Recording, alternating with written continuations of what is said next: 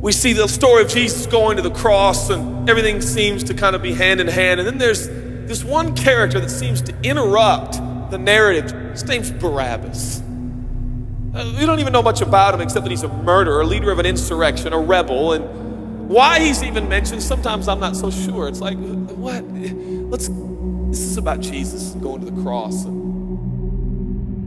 So in this moment, Pilate thinks, I hold the destinies of these two men in my hand. I know the Jews have a tradition that on a holy day, I will release one of the prisoners on death row. Pilate stands on this audacious stage, who now presents Jesus, Son of the living God, versus Barabbas, the thug and rebel. He says, all right, who do you want? This is blasphemy. This has gone too far. There's no comparison. This is a rightful prisoner, a man who should be on death row. He's a rebel against Rome. He leads a rebellion. He murders people. He's a bad man. He's a thug and he's a crook. He deserves the chains and he deserves the crucifixion. Jesus, what has he done but heal, restore, deliver, set free, open blind eyes, open deaf ears, heal the lame and the leper? What has Jesus done? Who do you want? We want Barabbas.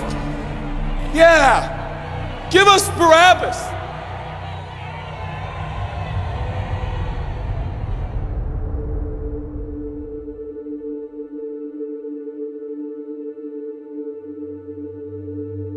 People say, give us Barabbas. The Roman soldiers come up and they put the key in and they unlock Barabbas from his chains and shackles. And he walks down the platform, welcomed by all of his thug friends. Yeah, the people love me. Yeah, that's right. I don't even know who this Jesus guy is, but all I know is my people love me. There seems to be no conscience in Barabbas. There's no record of him turning to Jesus and saying, I owe you everything now, for you have set me free. No, I don't see any of that in Barabbas. And God knew that. Jesus stood there, silent, for he knew the will of the Father. He said, it's fine, Father. Let him have Barabbas. For Jesus knew that the Father would have to treat Jesus like Barabbas so he could treat Barabbas like Jesus. Barabbas thought it was the people that set him free. No, no, no, no. It was the love of the Heavenly Father. When I look at the story, I realize who Barabbas really is. That's me. That's you. That's us. And I was reading this the other day, and I felt God speak to me. I love Barabbas. I love him. But God, he's a bad man. I love him. And I wanted him to go free. But didn't you know that he probably would have never acknowledged the free gift? Yeah, but I love Barabbas. For while we were still sinners, Christ died for us. God sent his son for Barabbas, even the one he knew would walk away from Jesus and his free gift and never come back. He loves him. And the nerve, the gall, and the audacity of believers to think, I got saved by grace, but now that I'm in this deep, dark place of bondage, I better work hard to get myself out. What? That's the opposite of the gospel. Are you bound? Are you held under the power of this temptation, this sin? You feel like it's controlling you? What are you gonna do? I'm gonna shake myself free. Stop it! No, you won't. You're no match for the powers of hell and the urges of sin. You will not overcome it, and you will never overcome it. You'll just be another statistic. There's no answer within yourself. Your own marriage, your own goodness, your own discipline, your own devotion will not save your marriage and will not save your kids. There's only one, and he's the one that took your place. He's the one that stood silently on the platform with Pilate and said, yes, let him have Barabbas. Take me, How many times have I stood on that platform with Pilate and Jesus, and I'm the Barabbas, and they start to take my chains off, and I say, no, no, I deserve this. I deserve the guilt. I deserve the shame. I deserve the consequence. I deserve it. Jesus seems to look at me and say, no, son, let me have it.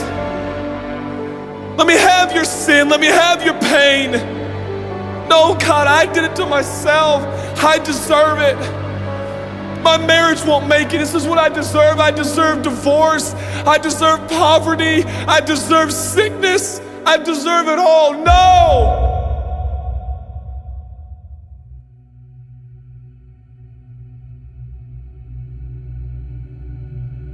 God, I'm so ashamed. Give me your shame. But God, what if I do it again? I'll still be here. Oh God, I don't want to hurt you. I love you. I don't want to do this anymore.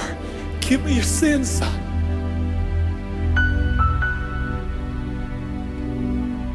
This is all we got. It's all I got. It's all you got. We can play games. We can play church games.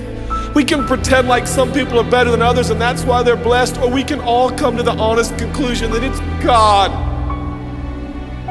And it's God alone. The greatest challenge is not your discipline, your devotion, your focus. Your greatest challenge is believing the gospel. Could it be that there's a God with a love so scandalous, so wide, so deep, so vast, so high, so expansive, so welcoming, so inclusive? Let me have your sin, son. Okay. And I give him my sin. And I stand in this empty space of forgiveness and acceptance while Jesus walks off to the cross that I deserve. I see him walking to the post to be whipped. As I stand a free man, all the attention is turned now. And I feel the love of God saying, go son, live your life. I'll pay the price. Where did we get off thinking that we were gonna set ourselves free? It's still Jesus. It'll always be Jesus. It'll never stop being the power of Jesus. If his blood is sufficient for your salvation, his blood is sufficient to sustain you through every challenge and every sin and every temptation. Jesus is enough.